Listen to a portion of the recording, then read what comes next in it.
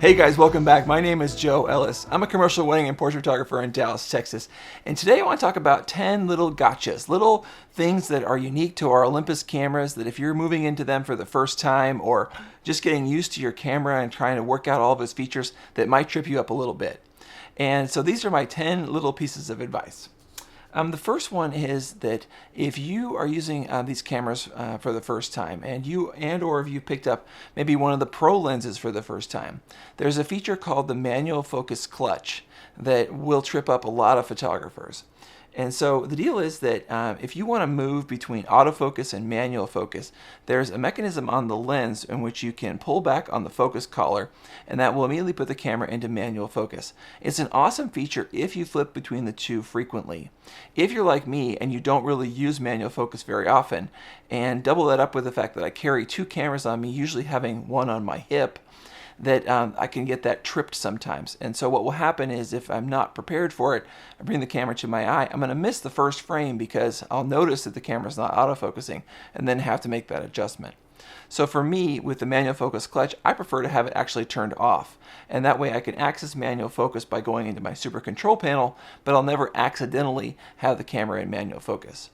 And so the manual focus clutch is located right here on a lot of Olympus's lenses, and you just pull back on that collar, and if you can see the distance scale on the lens, then you know you're in manual focus. And if you can't, then you're in autofocus. If you want to disable the manual focus clutch, you just go into your menu, and you'll find it in the gear icon, and then down to A3, and then manual focus clutch. You can have it be operative or inoperative. So for me, I turn it off. That's the first one. Okay, next is if you are a manual exposure shooter like I am, you shoot an M on your camera, and you like to, do your metering that way. If you also use auto ISO, there's one kind of gotcha in that mode, and that is that if you are changing your aperture and shutter speed in manual and you're not seeing the exposure preview change, because of course one of the great features of being in a mirrorless system is that as you make exposure changes, you can see your picture get dimmer and brighter and so on and so forth. So if you are in manual exposure and you are changing the aperture or the shutter speed and you can't see that change because you have auto ISO set, that can trip you up. Because if you're in auto ISO, of course, if you make a change to your aperture, for example, the auto ISO is going to make that change to keep the picture brightness constant. So if that is a problem for you, then I would definitely not use auto ISO when you're in manual exposure. If you are in aperture priority, shutter priority, or program mode, and you're changing the brightness of your photograph with exposure compensation, then you will definitely see the picture get dimmer and brighter because the camera knows, even if you're in auto ISO, that you want to bias the exposure up or down. Okay. Not remembering the limitations of silent shutter is my next one. Silent shutter has a couple of little gotchas. The first one is that if you are shooting under artificial light that it creates its light by pulsing, and this is mostly like fluorescent fixtures, then if you're using silent shutter, you can see banding in your photographs, and that has to do with that pulsing of the light. It's not something you can see with your eyes, but it is definitely something that your camera can see. And it's a problem in silent shutter. So the easy fix here is, again, just turn off silent shutter, go with mechanical, and you will solve that problem. But it's also pretty easy to see when reviewing your photographs because you'll see an area of light and then dark and then light and then dark. And that is what you're looking at. The second problem with silent shutter, the second little gotcha with silent shutter, is that by default, Olympus has turned off the ability to use silent shutter when you have a flash on your camera. And I think they do this for a couple of reasons, but the main one is just that it's not as capable in terms of flash with the silent shutter as it is with the mechanical one. The maximum sync speed goes from 1/250th to 1/50th of a second, and you lose some things like, high-speed sync. Lost it there for a second. So, if you want to use silent shutter and your flash, you can. It's a mode you're going to need to turn on. And on the EM1 Mark II, for example, you would just go into camera 2 and then down to Antishock silent, and then over to silent mode settings, and then down to flash mode and allow or not allow. I don't tend to use flash with my EM1 Mark II in silent mode very often, but if it's something that works for your photography, you can turn it on. So a couple little limitations there, but if you turn the camera on and put your flash on, you're ready to take a flash exposure and you can't get the flash to fire, definitely double check to see if you're in silent shutter mode. Okay, the next one is not remembering your live view boost setting. So real quickly, one of the key advantages, like I already said, of having your Olympus camera and having a mirrorless camera is that you can see the exposure change in real time in the viewfinder. There's one type of photography where that's maybe less advantageous, and that is that if you are using a flash and you are intentionally underexposing the picture, so you're intentionally shooting maybe 2 stops darker than the ambient light, then you want to use the flash to make up that rest of that exposure, saying, I want the flash to give me my primary light source in the picture. Then you're going to either be looking at a dim picture through the viewfinder, or you're going to need to turn on either live view boost, which is the setting in the camera, or SOVF if you have a camera capable of that. What live view boost does, if you turn it on, is it decouples the viewfinder from the exposure preview. And that means that when it's on, you will always see a very bright picture, almost as if you were looking through like an old school DSLR, in the sense that you can't preview the exposure as you're shooting. So this works really well, like if I'm shooting party photos or dancing photos, and I'm in a dark room and I want to be able to see what I'm photographing, and I know that my exposure is really built around my flash, giving me the illumination that I need. And of course, Olympus cameras can't preview the flash because it would need to flash the picture in order to get the light it needed to show you that at preview. So live view boost is found in gear menu D2. So down to gear, down to D2, and then live view boost. Off if you want the camera to show you the exposure, and on 1 if you want it to give you that nice bright viewfinder even if you're underexposing. Now, if you have an EM1 Mark II, there's one other mode that you can use, and that's called SOVF. SOVF stands for Simulated Optical Viewfinder, and it's in every way the same as live view boost except for 2 caveats. Number 1, it's going to use an auto picture mode, so you're only going to get a color picture. If you had the camera set for monochrome, for example, and you turn on SOVF, you're going to revert back to color.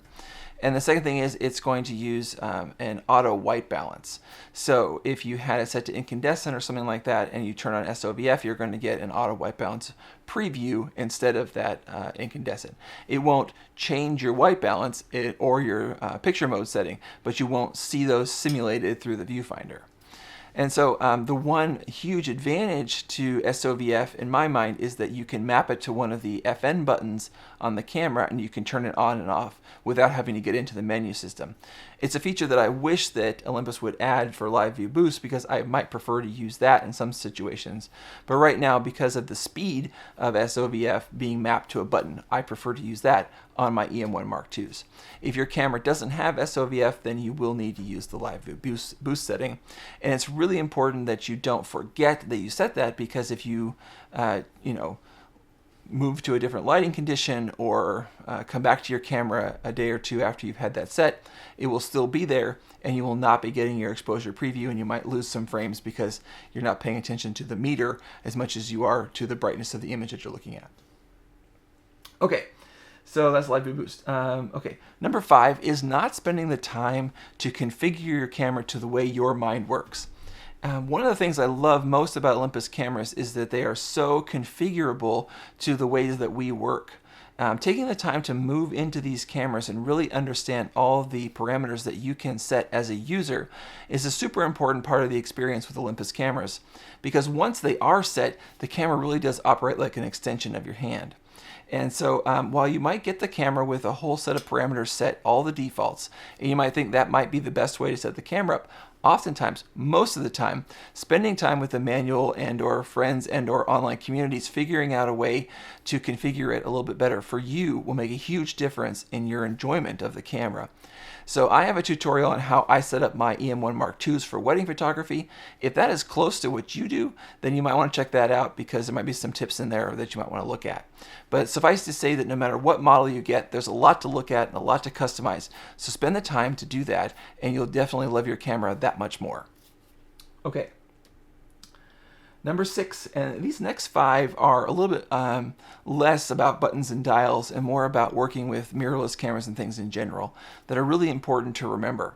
And the first one is that it's a habit you have to break with these cameras at times of always shooting with it up to your eye. With DSLRs and cameras from years gone by, you always had the camera up to your face. With these cameras, the LCD screen on the back of the camera operates with the same speed and efficiency as the viewfinder does. So if you want to shoot overhead or underfoot or around a corner or whatever it might be, or at your hip, you can do that with these cameras in the same way you would if you're looking through them. And so it was a big adjustment for me just not having to crawl around on the floor or have to shoot over my head without seeing what I'm doing. But once that became a part of my workflow, that I was using the tilty flippy screen for all of those things, it really was a huge gain in terms of creativity and speed and accuracy of my photography. So definitely take the time to investigate that and remember that you've got to change some of your habits as you move into these newer, more advanced systems. Okay, number 7 is being lazy with the placement of the AF point. So, when the first digital cameras hit the market, you were pretty lucky if you had 3 or 5 autofocus points. But now with the hundreds of autofocus points that we have in these cameras, it is actually a huge advantage to be able to put the autofocus point exactly where you want it in the frame. And in that way, you really increase the accuracy and the sharpness of your photographs. So get to know the touch screen and the way that the autofocus points move around with the focus pad so that you can place your autofocus points exactly where you want it. And your pictures will get quite a bit sharper because you're not dealing with a change in the focal plane as you focus and recompose the camera.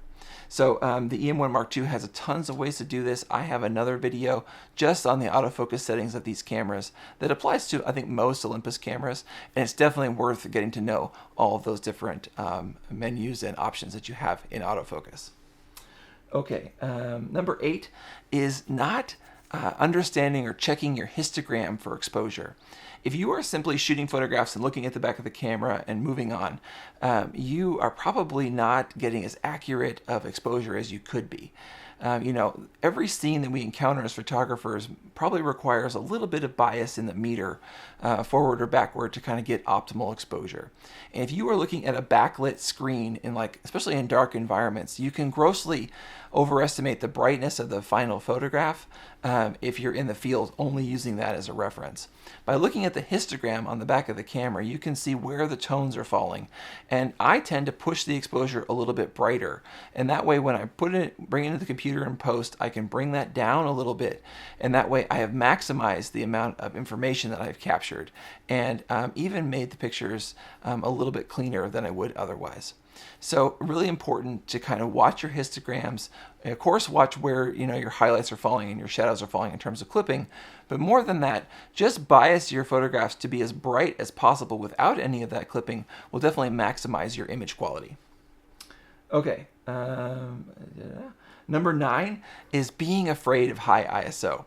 So this is a huge topic with Micro Four Thirds, of course, because so many people online are, reviewing these cameras saying it's not as good as this or it's as good as that or yada, yada, yada. But the point is, it's really important to go out and do your own investigation here.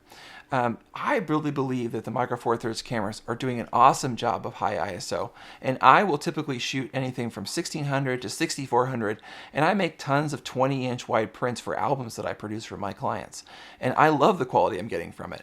Everybody has their own tolerances, but I think that the fear that a lot of people have kind of leads them to never really even investigating how far you can push things. And so my advice here is you got to make a print. If you get in the computer and you're just looking at pictures at 100% on screen, it's not a very realistic representation of how a photograph will be viewed in the end, either by you or friends and family or a client. You've got to get to the print or even to the social media sizes, if that's all you do, to really know what the final sort of quality is going to be. And many, many times you can be looking at something at 100% on screen and looking at detail and things that does not really show up in the same way in a print. So take the time, make a print, and investigate how far you can push things with your own quality standards. Okay, and last one is number 10, and that is underutilizing all of the amazing features the Olympus cameras kind of give us.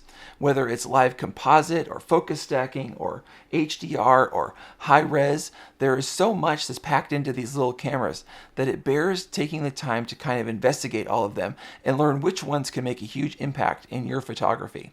I oftentimes will self-assign myself different types of pictures using these modes because I want to investigate on my own time how I can kind of integrate them into my client work.